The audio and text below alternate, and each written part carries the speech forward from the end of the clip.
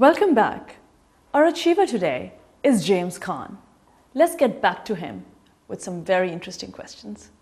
Now, James, people dream of health, wealth, and fame. You have all three.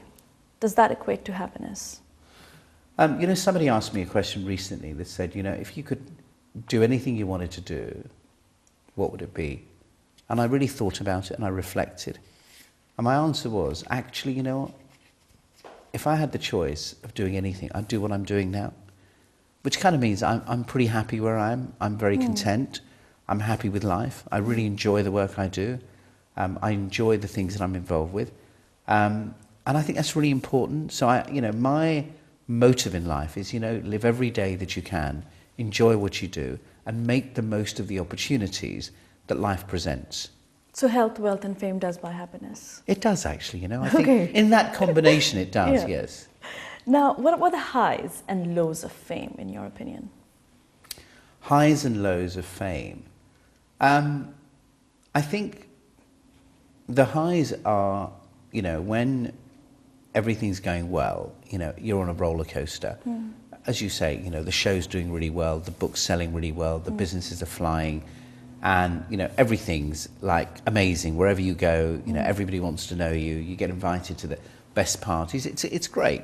When it's not going very well, when maybe one of your investments, doesn't perform, or when the businesses don't do really well, it's like anybody in life, really. I suppose it's not great. But I've become very accustomed to, you've got to take the rough with the smooth. Life is not just a bed of roses. There are twists and turns. And it's really what I said before. You have to make the most of whatever opportunity, good or bad. And James, some people find it a bit surprising that you resigned from Dragon's Den. You were the first dragon to leave. Now, why did you leave Dragon's Den? That's a tough one, because you're right. The show's really successful. Yes. It attracts nearly 6 million people a week. It's an iconic show. But one of the things that I've learnt in life, that it's very important in life to know when to get in, but I think sometimes it's even more important to know when to get out. So it wasn't because of your tiff with Duncan? No, that's a bit... But that must have made things a little uncomfortable in the den. No, not particularly. I think I'm better than that. I think I'm more professional than that. I think for me, there were really two issues. Was he professional? Was he professional? I'm not here to speak for Duncan Bannatyne. I think he can speak for himself. What I can certainly say is I think I handle it extremely professionally. I never got involved with any tittle-tattle. As far as I'm concerned, I do a good show. I invest on the show. I've got some fantastic investments, and I have no regrets. But for me, I think if you're on any show, not necessarily Dragon's Den, and you do something for too long, you become very stereotyped, and people only see you as that. And I didn't really want to do that. I think life's about a journey, and you want to live that journey, but I don't want anything to end up dominating who I am or my life. So I didn't want everybody to think that's all I do. And secondly, my life has changed so much since Dragon's Den, where today I have nearly 40 businesses that I run, which takes up a huge amount of my time. We've launched the James Caan Foundation, which takes up at least 2 days a week of my time. And there are so many other projects, media, social, other TV activities I'm involved with. So if you work out that I do 2 days a week, that's 6 days a week. Dragon's Den takes nearly 15 days. I just don't have 15 weeks every year to dedicate, because something has to compromise. And I decided at Christmas I didn't want to compromise the foundation. I didn't want to compromise my work life, because I love the business I'm in. And something had to go. And unfortunately, and I say that sincerely, regrettably, I just thought I can't do Dragons anymore. And that was your exit? And that was my exit. Exit James Caan. Exit James Caan. Now, you have countless achievements, James. In your eyes, what is your most significant achievement? I think launching the foundation for me has probably been the highlight of my life so far. When I launched the James Caan Foundation, we started with building a school for deprived children in Pakistan. And I think the gift of changing somebody's life, the gift of giving somebody something they never had before, I find really inspiring. And today we have nearly 486 children that we educate. And you know, we pick up all the expenses, we pay the teacher's salary, we own the minibuses, we buy the uniforms, and we provide completely free education. And having done the school, and now we've just built a village for 1,000 people. That's your Build a Village Foundation, isn't it? So can you tell us a little bit about the foundation? Because I believe not many people are that aware within the Asian market about what the foundation is doing for the villages in Pakistan. I mean, so basically, when the floods happened in Pakistan, I suppose like a lot of people, I was really affected. You know, the idea that 20 million people have lost everything really broke my heart. I was quite taken aback by just how much devastation that had taken place. So I literally got on a plane the next day, went out, had a look for myself, and I just felt that need, that responsibility, that I wanted to do something. So I picked a particular village that had about 1,000 people, and I decided to rebuild all of their houses for them and rebuild the school and the mosque and the hospital, etc. So my Build a Village program right now is really focused and concentrating in giving back to the lives of those 1,000 people who in my eyes have kind of lost everything. So to me, the foundation for me, it is the highlight of my life. I think that's given me what I feel is probably the greatest satisfaction. Now, James, why is it? I mean, you're very successful in the UK, but at this point in your life, your focus has shifted to Pakistan, more so now in the later years. Like you're investing in Pakistan, you are doing so much philanthropy work in Pakistan. Why now? Why do you think you're going back to your roots? I don't know really. I mean, I think a lot of sometimes events take over themselves. So, you know, I think I'm doing the village because of the floods. If the floods hadn't have happened, I probably wouldn't have done that. I don't think it's particularly a focus. I think I tend to go where I think, you know, the opportunity arises. I mean, I'm the chairman of the Big Issue magazine in England, so which is the largest selling magazine for the homeless people. You know, I do a substantial amount for Prince's Trust, for Prince Charles, and do a lot of mentoring work for kids in the UK. So, I mean, I do a lot of activity here too, but I suppose the media tends to publicise some of the activities in Pakistan, which is fine, I'm okay with that. Now, during your time in Dragons and throughout your media interviews, you stay very calm and very composed. Nobody's ever seen James lose it. Now, would you call yourself an unemotional person? No, I think I'm extremely emotional. I'm highly sensitive. Really? And I'm quite touchy, actually, as well. Oh, really?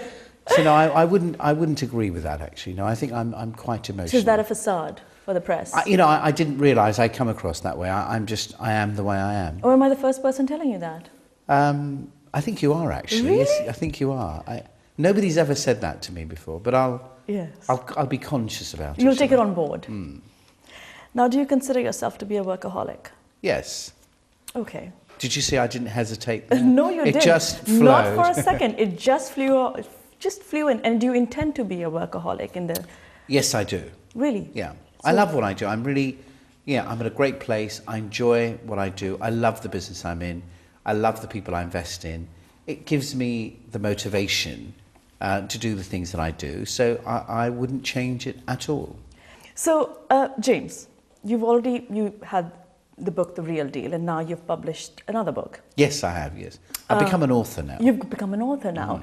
I believe your book is called How to Get Your Dream Job. Yes. And I believe it's doing very well. Yes, it is, thank you. So why feel the need to publish another book? Don't you not have enough going on? You know, I think right now there's a real need. I think unemployment in this country, you know, is probably the worst it's been. Student unemployment is incredibly high. And I think that the jobless market needed something to help in the current economic environment. And, you know, as a businessman, I saw an opportunity.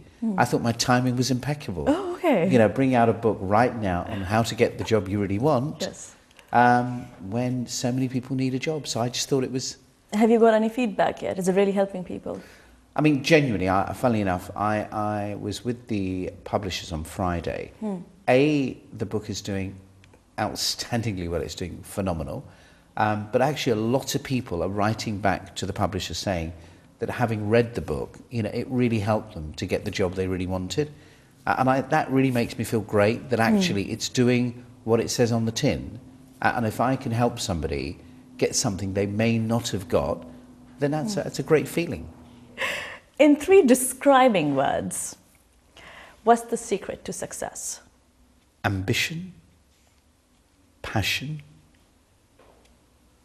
and drive. Good one. And what does the future hold for James Caan?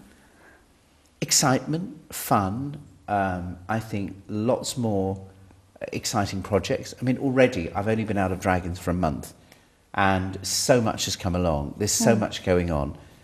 There's just a lot happening in my life. So, I think the next 10, 20, 30 years, inshallah, I think will be, to me, although I probably don't look it, but I just turned 50. Wasn't that last year? Yeah, and oh, okay, sorry. So maybe a few years ago.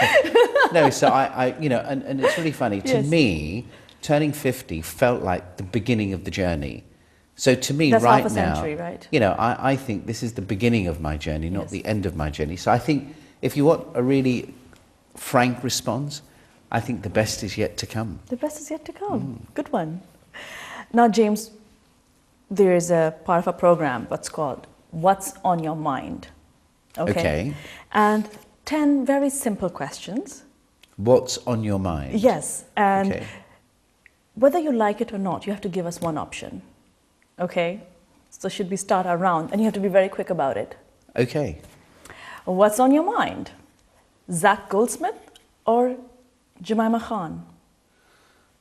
It would have to be Jemima. Mujra Girls or Private Dancer?